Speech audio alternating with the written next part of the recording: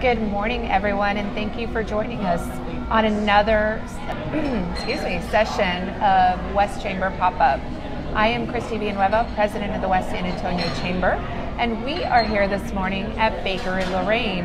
And as you can see by the fantastic treats that we have, this is their specialty, and then they have an entire display case of all these wonderful treats that you can pick up to go or eat here. I've actually already selected 2 bow ties for my dogs, and I'm going to pick up some dog treats. I had no idea that they had a sub-vendor that was here, and I've been looking for specialty dog treats that aren't too pricey. So this is a great place to be. So thank you to Chef for allowing us to be here today. But let's get down to business. So this morning, I am joined by a very special guest, and you are, I think from the first time I met you, I was very inspired, Cindy. Cindy McClister, she is in cybersecurity education, and I was very inspired because of all the things that you're doing, the focus that you have, and it was just really impressive to kind of give, I'm kind of set in my career, but just to think, just to have that, that might be an option one day. Yes, I could pick up a second career. Absolutely. So that's why I was very inspired, and we really wanted you to be here for an interview. So thank you again, Cindy, for being here. Tell us about what you do and your field of work. So our company, DC Industries, we are focused on Department of Defense training. So we do the cybersecurity training. We also do the IT. We do the fundamentals, the foundational skill set that the operators need before they go into the higher level cyber. Interesting. So we are 100% DoD training. Wow. So I kind of look at it as I didn't serve, but I feel like it is my mission to make sure that our troops, forces have the best training that they can have, because they're basically taking care of our country and protecting us. So I have a very, I do. And, when you do what you do, you love what you do, it's not work. Absolutely, and there's a lot of wonderful people, I'm sure, involved in these training sessions. So what does that look like? Is it a class that just comes in for a period of weeks or days? Our classes are basically 5 days most of the time. I have a cadre of instructors who have real world experience. Okay. So it's not they're just in training, they're actually out there working. Wow. And it changes so dramatically, so fast, that you just don't know what's going to happen. So that's part of what I love, is it's never the same. But yeah, all of our classes are 5 days. We do certifications for the DoD 8570 and 8540 as well. Okay. So there's a lot of that, but we also really believe in having that foundational skill set. Now you're also working with children, aren't you? My passion. Yeah.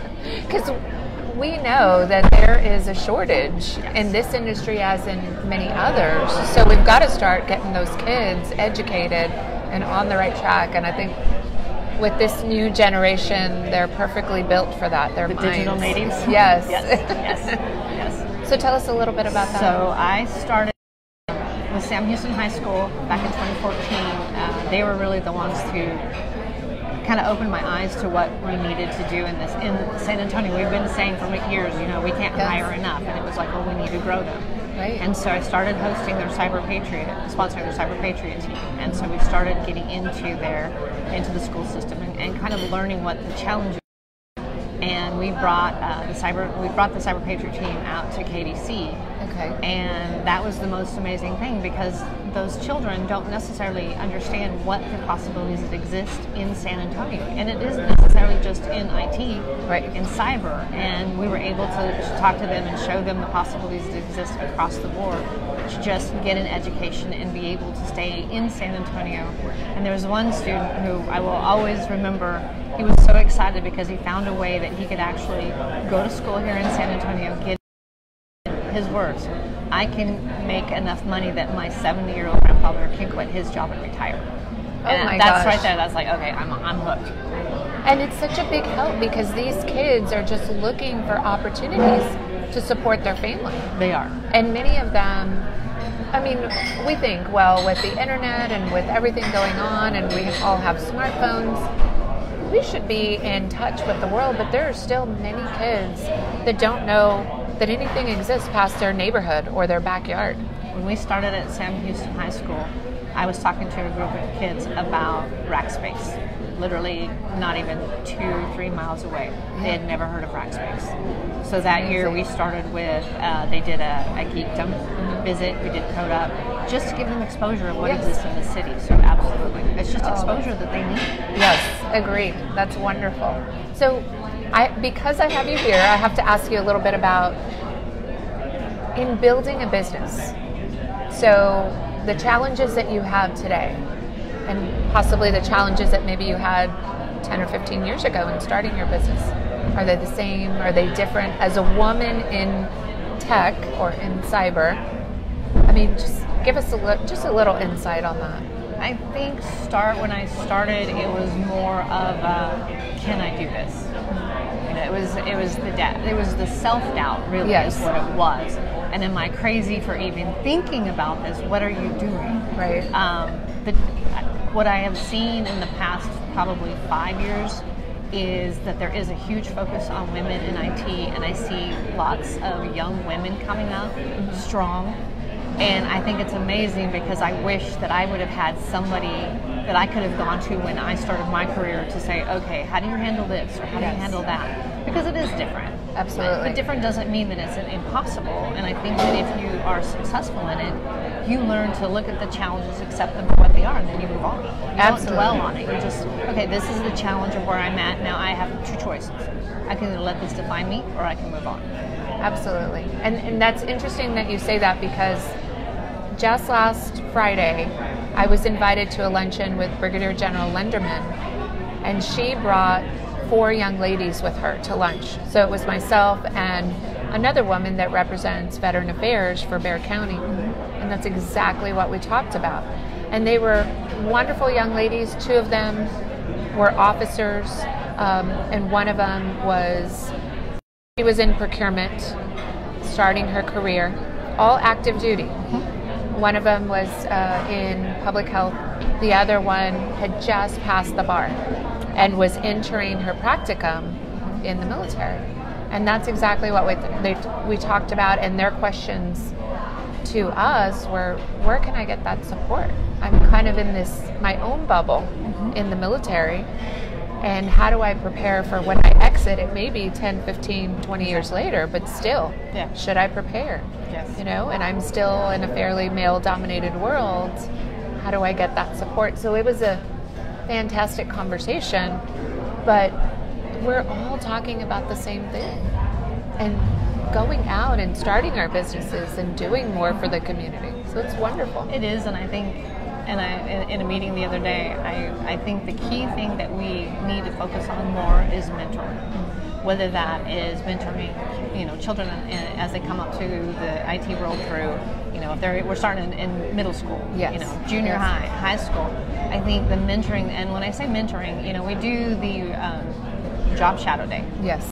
But I think we need to do more, and I basically said that in the meeting. I challenged industry. We need to step up another, and it becomes the one-on-one.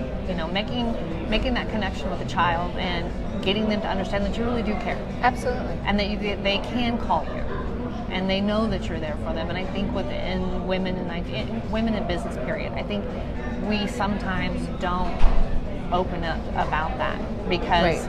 If you talk about it, it means you're weak. Yes. Whereas if we were better mentors, they would feel like, okay, I can go to them because they're going to say, here's what I dealt with and here's how I handled it. Yeah. Or, and a lot of times, I 20/20 hindsight, I could have handled this a different way. Yes. And would have maybe made it a little easier outcome or a better outcome. That's right. That's right. We need that mentor to dialogue with and be vulnerable so we can learn from that. I totally agree. So tell us about how we get into this business. And I mean, there's a lot to it. I know we don't have a whole lot of time, but give us that insight on, working with the DoD and what you're doing. The DoD, when you're doing cyber in the DoD, it's not like you just walk up to the door, knock on the door, and say, "Hey, I'm here. This is what I have to offer." My business has been based on word of mouth. And literally, I established cyber. A lot of times I have students come in from a different unit and they're like, hey, this is really good. Yeah. The one thing that I always strive is that if I tell somebody that I'm going to do it, I do it. So it's creating that accountability and that integrity that they know if you say you're going to do it, what you have to do behind the scenes to get it done, that's just what you do. Yes. But I think that is the biggest thing, especially in the DoD, is building that reputation, and word of mouth is how it spreads. Now there's the whole contracting piece of it too, and that's a whole different piece. But just here locally, word of mouth and taking care of the customer. And we have actually interviewed the person that represents the small business office at Lackland. So we know that there's a lot of paperwork, lots of registration pieces that need to move together to get that done. Yes. And that paperwork has to be exact. Yep. So we definitely understand and can support that. So, but you're doing such wonderful work, and the fact that you're impacting so many. Now there's the last thing I want to touch on is cybersecurity itself and small business, and the fact that I think even though we are connected to the world through our computers and through our phones, it doesn't feel like we're in danger. It doesn't feel like anybody could get us. So I have a little virus, and my IT person, they cleaned it up, and I'm safe. If you have an IT person. If you have an IT person. Yes, most small businesses don't. Exactly. But then, so tell us a little bit about that danger. That is probably one of my biggest concerns for the small businesses in San Antonio. I'm a small business. I know enough to be really scared. A lot of the small businesses, they're, mom pop shops that it's the family working in it, and they don't really know. Right. And they hear enough on the TV to be scared, but no one is sitting there going, well, if you do, if you keep your antivirus up, if you do these things. Yes. So I think that's another area that we need to do a better job of, is being able to reach out to them with cybersecurity awareness. And not just in October when it's cybersecurity. Yes, we need to do it all year long.